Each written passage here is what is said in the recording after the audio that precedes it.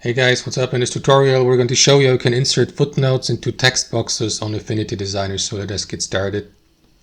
Head over to your design on Affinity and insert a text box by using the text tool here on the left hand side. Position it on your canvas, type in your text, and then guys, what you want to do is double click into the text box to highlight the text, click into text at the top, and then navigate to notes. From here select footnote, side note or end note, which depending on which one you would like to go with, select insert footnote.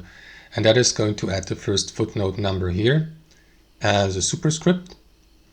And then here below you will see the place where you can insert the source, like for example, I don't know, academic text, something like that.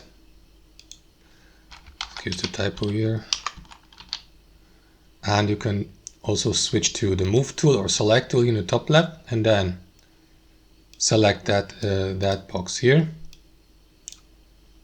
or the entire text box, and then move it, for example, and you will see that source box at the bottom of your text. So if you keep typing, right, for example here,